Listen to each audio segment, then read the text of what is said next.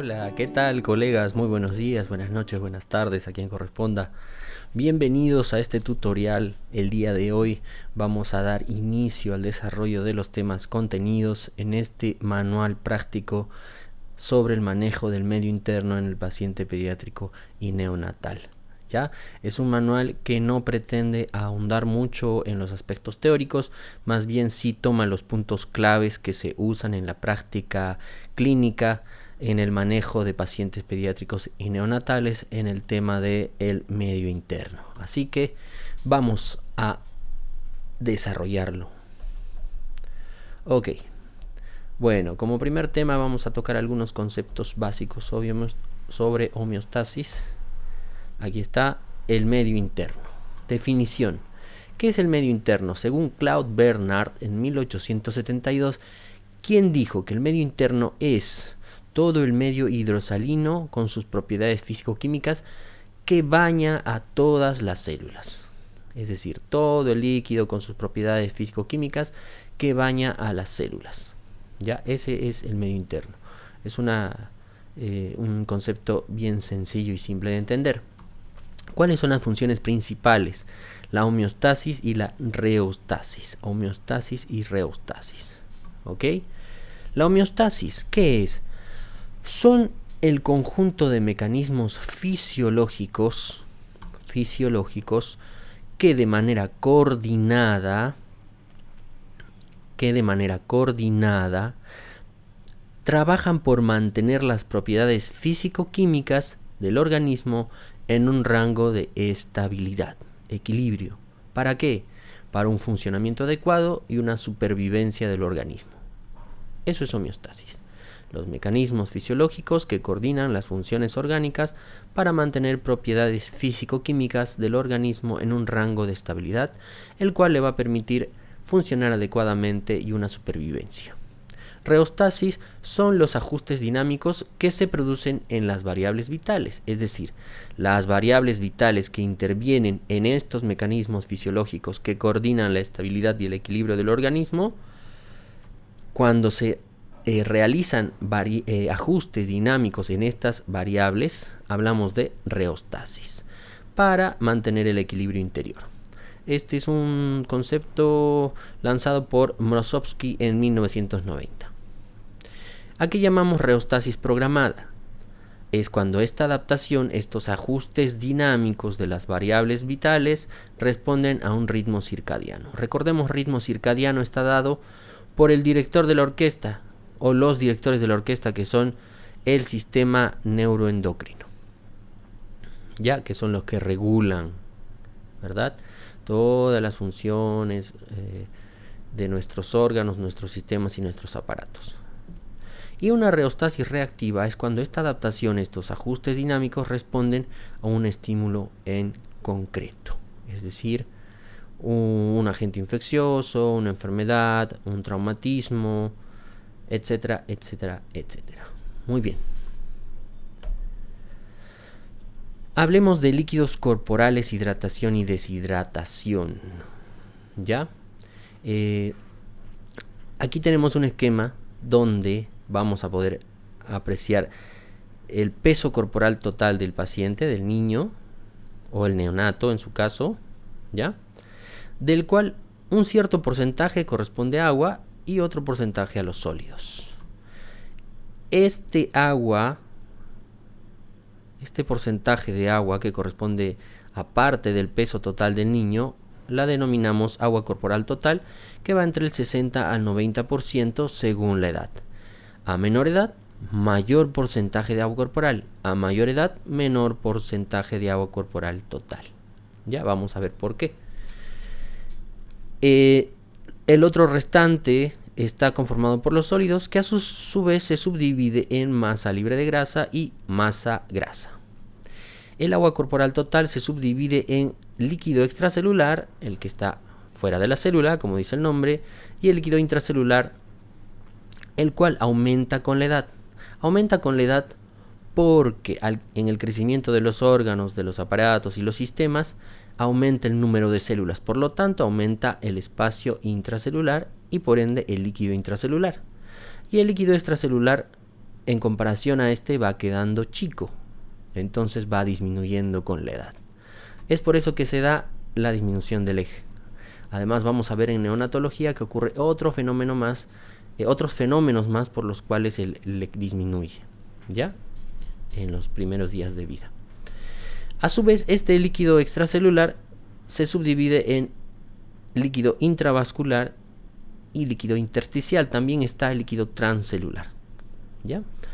Que es muy parecido al intersticial. Dicho de otra manera, el 60% de la masa corporal total es agua. Y esto es en un niño mayor de 1 año o un niño de 12 años, de 10 años, o un adulto, varón, de los cuales este 60%, 40% es líquido intracelular, 20% extracelular, 4 o 5% líquido intravascular, 15% intersticial y 2 a 3% transcelular. ¿Ok? Fácil de entender, facilito. Entonces, para tener una idea de cómo está distribuido el líquido en nuestro organismo, o en el paciente pediátrico en este caso.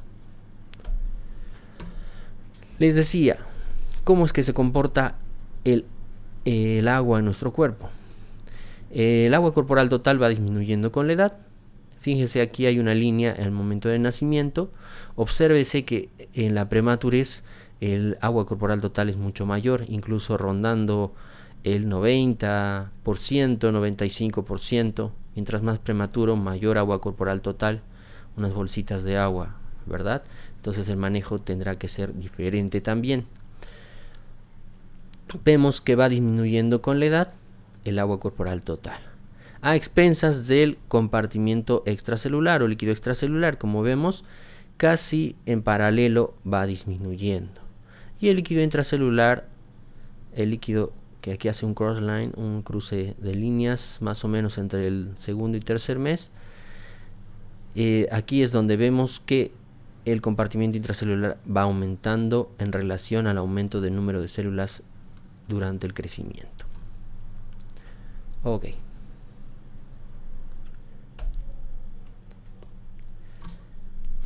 En este cuadrito vemos más o menos lo que hemos estado diciendo.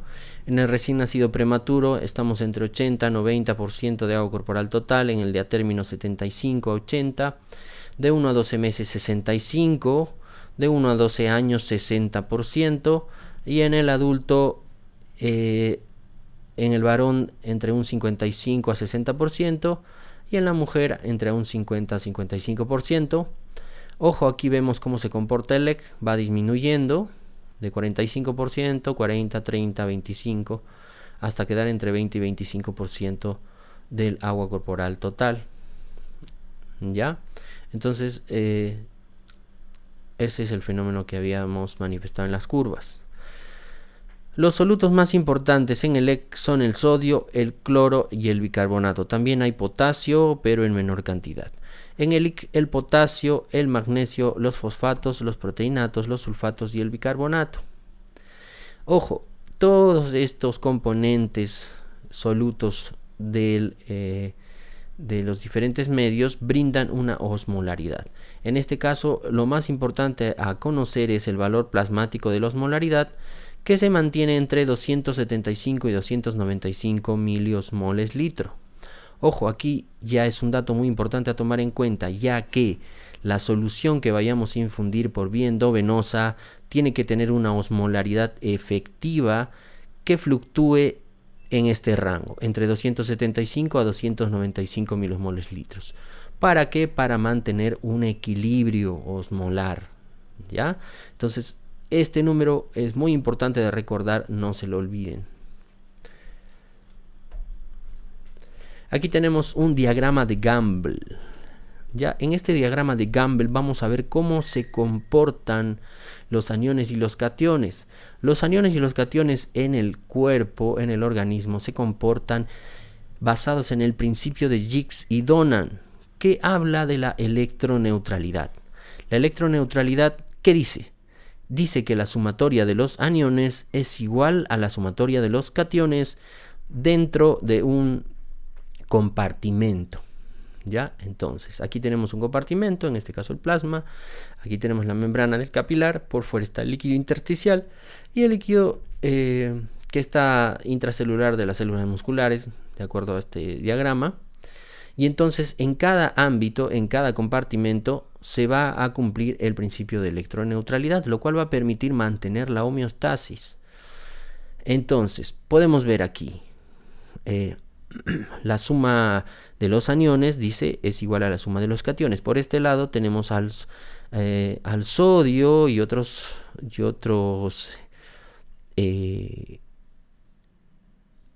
aniones, y por este otro lado tenemos a los cationes. ¿Ve? Entonces hay un equilibrio entre ambos, lo cual mantiene un principio de electroneutralidad. ¿Ok? Y esto es muy importante para entender en el manejo del medio interno, la electroneutralidad de Gibbs y Donnan. Al igual que acá, tenemos aniones y cationes en equilibrio, y también aquí. ¿Ya? Todos los cambios mínimos que ocurren entre compartimentos le dan esa dinámica del intercambio entre solutos, las bombas que hemos visto en fisiología. En este libro no pretendemos ahondar en ese aspecto fisiológico de todo lo que es transporte en la membrana celular, es contenido de fisiología, pero sí vamos a dar los puntos claves de algunos principios para entender bien el manejo y las repercusiones del manejo en el medio interno. Ok. Entonces, dicho esto, tomemos en cuenta estos datos muy importantes, donde el principal catión del líquido intracelular es el potasio. El principal anión del líquido intracelular, por su parte, es el fosfato y los proteinatos o las proteínas. El principal catión del líquido extracelular, en este caso, es el sodio. ¿Ya? Aquí vemos el líquido extracelular en el plasma es el sodio, que es el que más abunda. Es el principal catión del EC, es el sodio. Y el principal anión del líquido intracelular es el fosfato y las proteínas. Ya habíamos dicho. Y el principal anión del EC es el cloro. Aquí está. El sodio, el cloro. Igualmente acá, el sodio y el cloro. Esto es espacio extracelular. Y el principal catión del líquido habíamos dicho que es el potasio. Aquí lo vemos en mayor cuantía al potasio. A ver, mojemos la garganta. Ok. Muy bien. Entramos en tema de hidratación. ¿A qué le llamamos hidratación? Como su palabra lo dice, administrar agua. ¿Ya? Brindar agua. Es la reposición de agua. Hablamos de reposición de agua libre cuando administramos, por ejemplo, dextrosa al 5%, lo cual no se debe hacer. Aquí se menciona por un aspecto teórico, pero en pediatría hay muy pocas indicaciones para administrar dextrosa al 5% pura. ¿Por qué? Cuando la dextrosa al 5% ingresa en el torrente sanguíneo, la dextrosa es difundida y transportada a la célula de manera tan rápida que lo único que queda es agua libre. ¿Ya? Agua libre. Entonces, ya vamos a ver en qué trastornos es necesario dar agua libre, pero no se debe hacer de manera rutinaria, salvo algunas indicaciones específicas. ¿Ya? Entonces aquí hablamos de hidratación cuando hacemos reposición de agua libre, ¿ya? Con dextrosa al 5%. También hablamos de aporte y reposición de volumen cuando se aporta o se repone agua más solutos, ¿ya? Lo cual sí se debe hacer una solución polielectrolítica que conserve la osmolaridad muy efectiva, muy parecida a la del plasma, y además de acuerdo a las especificaciones de cada paciente, ¿ya? Cada paciente requiere, de acuerdo a un mapeo de su ionograma, de sus laboratorios, de su estado clínico, de su patología de base, para poder formular una solución polielectrolítica que debemos administrar. Ojo, y considerando también la osmolaridad, ¿verdad? Ya vamos a entrar, vamos a desarrollar más adelante eso. Entonces, aporte y reposición de volumen es cuando se aporta o repone agua más solutos o elementos celulares al espacio intravascular. Puede ser, por ejemplo, los hemoderivados, paquetes globulares, plasma fresco, plaquetas, etc. ¿A qué nos referimos cuando hablamos de aporte basal de agua y solutos? Basal es el requerimiento de agua y solutos que necesita un paciente en reposo. Ojo, un paciente necesita su requerimiento basal sumado a el cálculo de sus pérdidas. Es decir, se suma su aporte basal, se calcula sus pérdidas y ambas se administran en el plan de hidratación. ¿Ok? Entonces, el aporte basal de agua es el requerimiento de agua y solutos para un paciente en reposo, y en caso de pérdidas previas o calculadas se debe sumar al plan el déficit, lo que habíamos dicho. El aporte puede realizarse por plan de hidratación parenteral o aporte basal de agua y solutos más reposición de pérdidas previas o calculadas. Tenemos un método muy conocido que todavía se sigue usando, incluso en el pregrado, desde el pregrado nos los han enseñado, es el método de Holliday-Seager, que según requerimiento calórico sugerido en pacientes con un peso menor de 30 kilogramos. ¿Cómo funciona? Por los primeros 10 kilos de peso aportamos 100 ml por cada kilo. A partir del kilo 11 al kilo 20, los segundos 10 kilos, 50 ml por cada kilo de agua. A partir del kilo 21 en adelante, 20 ml por kilogramo. Todo el resultado que obtengamos de acuerdo al peso del paciente lo dividimos entre 24 horas para obtener el flujo o velocidad de infusión, que sería en ml hora. Luego, esta es la forma acortada del Holliday-Seager, que ya no nos va a dar el resultado para dividirlo entre 24 horas, sino que nos va a dar directamente el flujo o la velocidad de infusión, es decir, en ml hora. Entonces, ¿qué dice el método acortado? Por los primeros 10 kilos damos 4 ml por cada kilogramo. Por los segundos 10 kilos, es decir, del kilo 11 al kilo 20, 12 ml por cada kilogramo de peso. Y a partir del kilo 21, 1 ml. ¿Ok? Tenemos aquí el primer ejemplo. Tenemos un paciente de 8.4 kilogramos al cual se le requiere aportar el 100% de su requerimiento, de sus necesidades hídricas basales. Entonces usamos Holliday-Seager. 8.4 por 100 ml, habíamos dicho por los primeros 10 kilos, 100 ml por cada kilo. Este paciente pesa 8.4, entonces le ofrecemos 100 ml por cada kilo de peso, lo cual nos da 840 ml para 24 horas. ¿Cómo hallamos la velocidad de infusión? Todo el total entre el número de horas. 840 entre 24, 35 ml hora, que sería la velocidad de infusión. Ok, vamos a continuar con otro ejemplo. Esperen que se me colgó. Ahí está. Segundo paciente.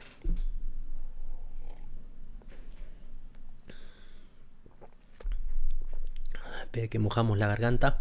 Ahora sí. Segundo paciente, 14 kilos. Se requiere aportar el 100% de sus necesidades hídricas basales. El 100%. Este paciente ya pesa más de 10 kilos, pesa 14. Entonces, por los primeros 10 kilos le doy 100 ml por cada kilo. 100 por 10, 1000. Por los restantes 4, que hacen 14. 4 por 50, habíamos dicho.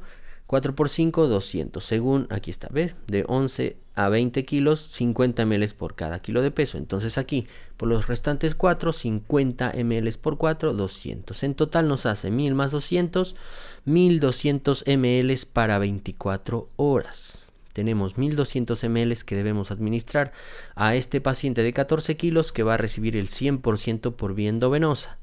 Entonces, ¿cómo hallamos la velocidad de infusión? El total entre el número de horas. 1200 entre 24, 50 ml hora. Si, por ejemplo, le vamos a dar la indicación para que sea para 8 horas, entonces ya sería 50 ml hora, 50 por 8 y podemos obtener el volumen. Para esas 8 horas. ¿Ya? ¿Me dejo entender? Ok, entonces ahora veamos el paciente número 3. le subimos el peso al paciente, le aumentamos la complejidad al problema. Tenemos un paciente de 23 kilogramos al cual se le requiere aportar el 100% de sus necesidades hídricas basales. Entonces, por los primeros 10 kilogramos aportamos 100 por cada kilo. Por los segundos 10, 50 por cada kilo. Y por los 3 restantes, 20 ml por cada kilo. 100 por 10, 1000. 50 por 10, por los segundos 10, 500. Y 20 por 3 kilogramos, 60. En total estaremos aportando 1560 ml de líquido en 24 horas. ¿Cómo hallamos el goteo o la velocidad de infusión? 1560 entre 24, que es el número de horas del día, tenemos 65 ml hora. Ahí está. Vamos a continuar con el ejemplo 3. Este mismo paciente ha mejorado. Su vía oral ha mejorado. Por lo tanto, puede tolerar algunos líquidos por vía oral, más o menos el 20%. Si el paciente ya está ingiriendo el 20% de lo que requiere por vía oral, el 80% restante todavía lo tengo que seguir administrando por vía endovenosa. ¿Cómo resolvemos este problema? Entonces, habíamos dicho que su 100% de aportes es de 1560 ml. Ese es su 100%. ¿Cuánto será el 80%? Hacemos una reglita de 3, donde 1560 es el 100%. ¿Y cuánto será el 80%? 80 por 1560 entre 100 nos da 1200 ml, que equivalen al 80% de su requerimiento basal. Esto es lo que tenemos que seguir pasándole por vía endovenosa. Lo dividimos entre 24 para obtener la velocidad de infusión de flujo y tenemos 1200 entre 24 a 50 ml hora como velocidad de infusión. Ok, continuamos con el ejemplo 3. Bueno, el paciente ha seguido mejorando. Al cabo de 10 horas ingiere un poquito más de líquido.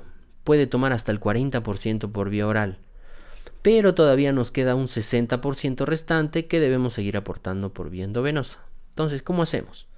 Habíamos dicho que el 100% de su aporte era 1560 ml. Habíamos obtenido ese resultado como el 100% de sus aportes. Ahora sabemos que toma el 40% y todavía necesitamos infundir el 60%. Igual, lo mismo. Hacemos una reglita de 3. 1560 es el 100 y el 60% de 1560 será 936 ml. Eso equivale al 60% de 1560. Esto es lo que tenemos que seguir infundiendo por vía endovenosa, así que lo vamos a dividir entre el número de horas para obtener la velocidad de goteo o de infusión. 936 entre 24 horas tenemos a 39 ml hora. Cuarto ejemplo, paciente de 18 kilogramos. Ingiere el 30% de sus requerimientos. 18 kilogramos, el 30% de sus requerimientos. Necesitamos aportar el 60% restante por vía parenteral. En este caso, para este ejemplo, vamos a usar el modo acortado de Holiday Cigar. ¿Ya? Aquí está. Por los primeros 10 kilos nos dice el modo acortado de Holiday Cigar usar 4 ml, por los segundos 10 kilos de 11 a 20, 2 ml por kilogramo, y a partir de los 21 kilos 1 ml por kilogramo, y el resultado ya nos da en la velocidad de infusión por hora, en ml hora. Entonces eso es lo que vamos a usar aquí. Paciente de 18 kilos, que ya ingiere el 30% y solo necesitamos aportar el 70% restante por vía endovenosa o parenteral. Entonces, por los primeros 10 kilos, 4 por cada kilo. 4 por 10, 40. A partir, por los restantes 8 kilos, este paciente pesa 18, 8 por 2, 16. Sumados, 40 más 16 nos da un volumen de 18 ml hora. Ese es el volumen a infundir durante una hora, en velocidad de goteo. Entonces, como es un paciente al que tenemos que pasarle solamente el 70% porque el 30% ya lo ingiere, tenemos que hallar el 70% de este 56 ml, que sería el 100%. ¿Ya? Entonces, si 56 ml es el 100%, ¿cuánto será 70%? 70, una reglita de 3 por 56 entre 100.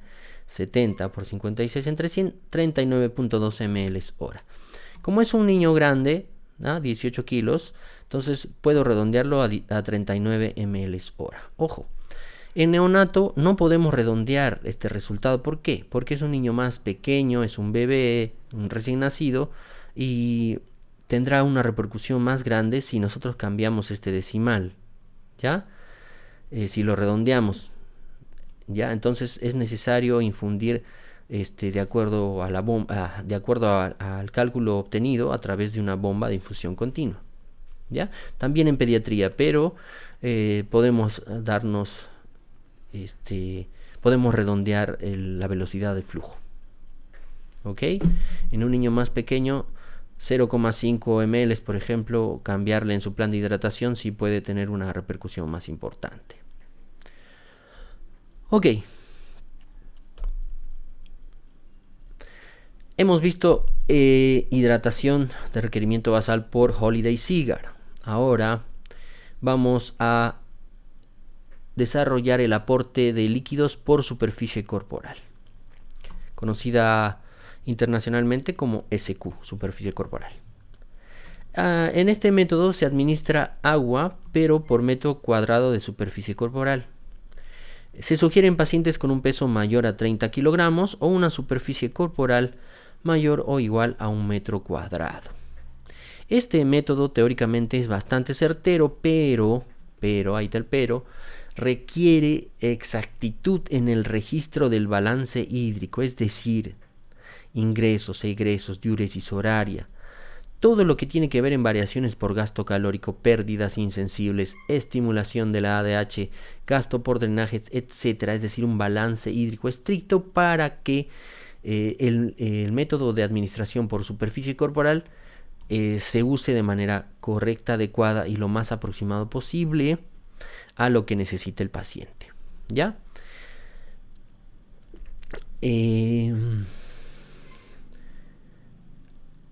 Las fórmulas para calcular la superficie corporal están aquí: en menores de 10 kilos, peso por 4 más 9 entre 100, y en mayores de 10 kilos, peso por 4 más 7 entre peso más 90.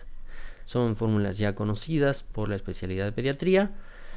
¿Y cuánto es lo que se aporta? Una vez que ya tenemos la superficie corporal de nuestro paciente basados en el peso, podemos aportar entre 1400 a 1500 o 1600 ml por metro cuadrado de superficie corporal. Luego, este resultado lo dividimos entre el número de horas y obtenemos la velocidad de infusión en ml hora. ¿Ya? También se usa la administración de agua por superficie corporal en pacientes que requieren un balance hídrico estricto, cardiópatas, nefrópatas, pacientes oncológicos en los cuales se hace hiperhidratación, que se puede administrar hasta 2000 hasta 3000 ml por metro cuadrado. Y en todos estos casos, como dijimos y recalcamos, se debe llevar un registro estricto y detallado del balance hídrico. Así es, el uso de este método no se aconseja de manera rutinaria, ¿ya? No se aconseja de manera rutinaria. Como recalcamos, solamente en el caso de pacientes con manejo estricto, con registro estricto del balance hídrico, es decir, pacientes de terapia intermedia o terapia intensiva que cumplan estos requisitos de ser mayor de 30 kilos o una superficie corporal mayor o igual a 1 metro cuadrado. Por lo demás podemos usar Holliday-Seagar. Así es. Ok. Ejemplos de hidratación por superficie corporal. Tenemos un paciente de 34 kilogramos que ingiere el 30% de su aporte hídrico. Puede ser por una sonda, vía oral. Y entonces, en este paciente vamos a obtener primero la superficie corporal. Ok, perdón. ¿Cómo obtenemos? En base al peso. Habíamos dicho que la fórmula de superficie corporal en niños mayores de 10 kilos es peso por 4 más 7 sobre peso más 90. Ahí está, 34, el peso del paciente, por 4 más 7 sobre peso más 90, 34 más 90. Tenemos una superficie corporal de 1.15 metros cuadrados de superficie. Ahora vamos a asignar la hidratación. Habíamos dicho de 1400, 1500 o 1600 ml. En este caso asignamos 1500 ml por 1.15 metros cuadrados de superficie corporal. Obtenemos 1725 ml para 24 horas. Así es. Como hemos dicho que el paciente ingiere el 30%, el 70% restante es lo que tenemos que seguir administrando por vía endovenosa. Entonces, si 1725 ml es el 100%, ¿cuánto será el 70%? Regla de 3 simple, 70 por 1725 entre 100. Tenemos que el 70% de sus líquidos hallados por su superficie corporal es de 1207.5 ml en 24 horas. 1207 entre 24 tenemos un goteo de 50.3 ml hora. Podemos redondear a 50 y este paciente va a recibir un goteo de 50 ml hora. ¿Ok? Entonces ese es un pequeño ejemplito para ver cómo usamos el método de administración de líquidos por superficie corporal. Ojo, habíamos dicho que el balance hídrico para este método tiene que ser estricto, bien realizado y bien calculado. Balance hídrico. Se obtiene restando los egresos de los ingresos. Ingresos menos egresos. Ojo, ese es nuestro balance hídrico. ¿Ya? Los ingresos, dentro de los ingresos tenemos a todo lo que se administra por vía oral. En cuanto más complejo el paciente, más registrado tiene que estar. Es decir, tenemos que sumar cuántos ml ingiere en total el paciente. Vía parenteral, es decir, el plan de hidratación parenteral, el líquido que le está entrando por vía endovenosa, los medicamentos más sus diluciones tienen que anotarse para ser sumados, las correcciones y las transfusiones. Todo lo que ingresa en nuestro paciente debe de ser registrado y tomado en cuenta para cuantificar los ingresos. En los egresos tenemos a la diuresis, a las catarsis, a las pérdidas conjuntas, que en pediatría es muy común, diuresis más catarsis, otras sondas nasogástricas, ostomías, pérdidas insensibles a través de piel y pulmones. Aquí las pérdidas insensibles aumentarán cuando haya fiebre o taquipnia. ¿Ok? La diuresis, la manera de cuantificar es a través de una sonda o pesando el pañal, o si es un niño más grande, cuantificando la orina en un medidor.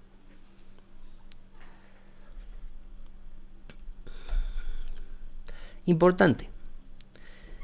¿Qué define el balance? Hablamos de balance positivo cuando los ingresos son mayores a los egresos. Cuando esto ocurre, tenemos que pensar en dos escenarios. Hay una sobrehidratación, es decir, estoy administrándole más agua de la que necesita mi paciente, o hay una disminución en la excreción. Entonces, ambas cosas deben investigarse de acuerdo al contexto de cada paciente.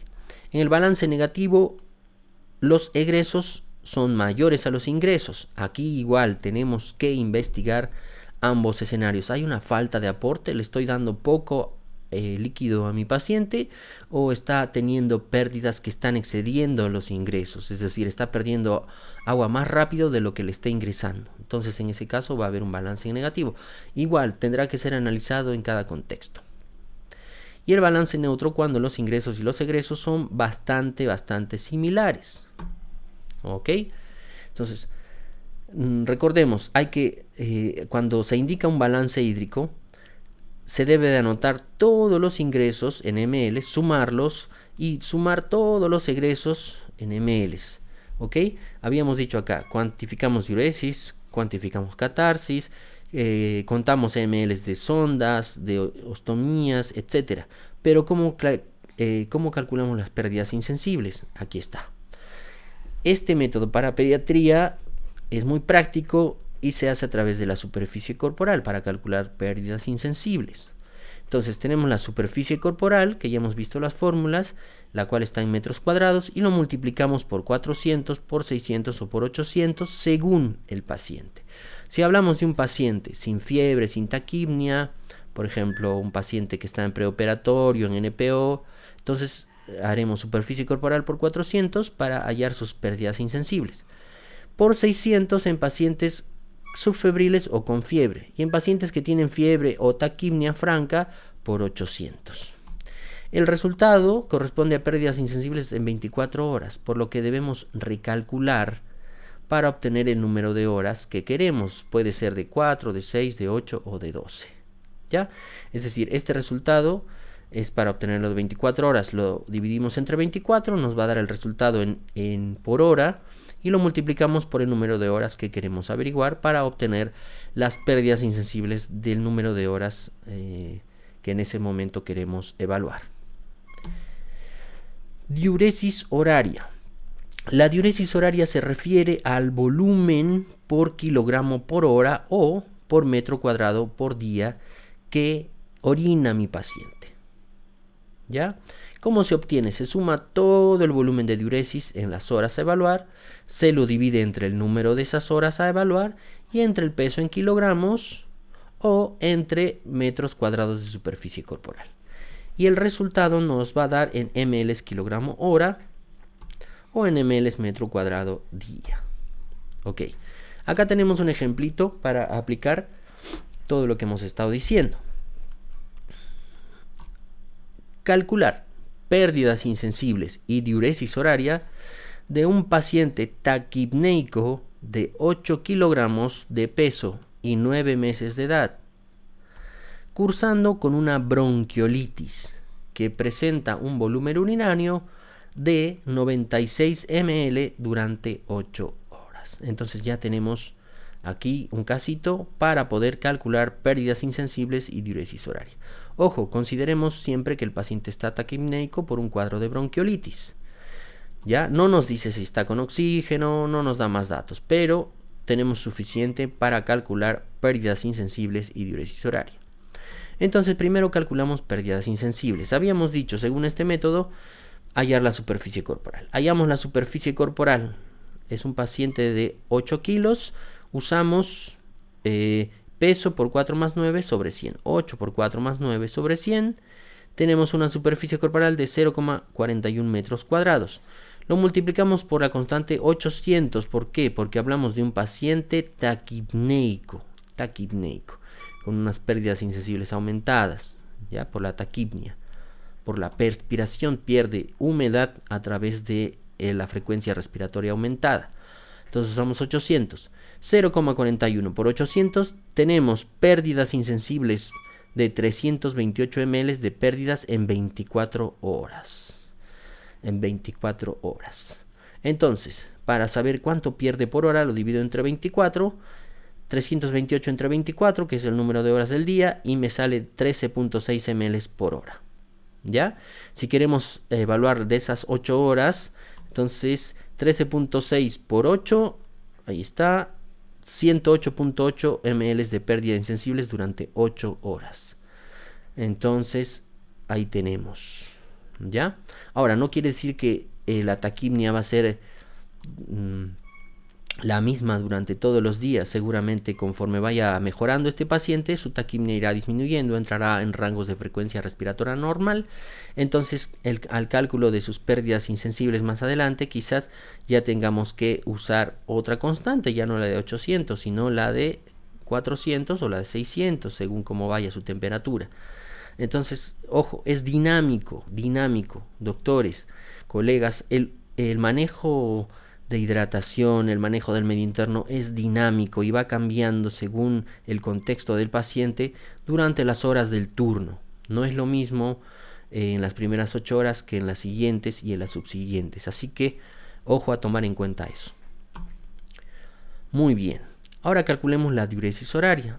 Dijimos que este paciente, el problema nos plantea que tuvo una diuresis de 96 ml durante 8 horas.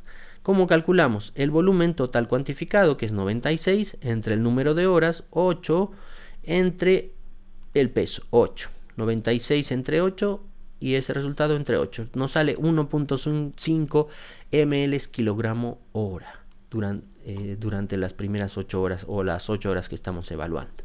Ahora, este rango de diuresis para este niño de 9 meses de 8 kilos estará bien. Ok, eso lo vamos a ir viendo más adelante, pero ya les vamos adelantando. Aquí hay volúmenes de diuresis en 24 horas según la edad, unos rangos. Tenemos aquí unos rangos de acuerdo a la edad, ¿ya? De acuerdo a la edad, vamos a ver cuando vayamos a desarrollar un poquito más la función renal, la diuresis, más adelante, cuáles son los rangos por edad que tenemos que conocer o consultar cuando analizamos a un paciente. ¿Ya? En este caso quedamos ahí, ya sabemos calcular diuresis horaria, ya sabemos calcular pérdidas insensibles, ¿ok? En el siguiente apartado, en el siguiente tutorial, video que vamos a observar, ya vamos a entrar de lleno en lo que es la deshidratación, cómo diagnosticarla, cómo manejarla, ¿ok? Muy bien, muchas gracias por acompañarnos en este tutorial. Esperamos que dejen sus comentarios, se suscriban al canal y denle un me gusta. Y si quieren saber más o comprar todos los tutoriales o conocer el desarrollo completo de este texto y sobre el manejo del medio interno, tener más datos, más tutoriales y desarrollo de ejercicios o de casos clínicos vía online, por favor, suscríbete en el link de abajo, contáctanos y bueno, estamos aquí para compartir el conocimiento, para aprender también, para ampliar nuestros conocimientos y todo comentario es bienvenido, por favor. Muchas gracias por estar en este canal y más adelante vamos a continuar desarrollando el manual práctico sobre el manejo del medio interno en el paciente pediátrico y neonatal. Gracias, hasta pronto. Chau, chau.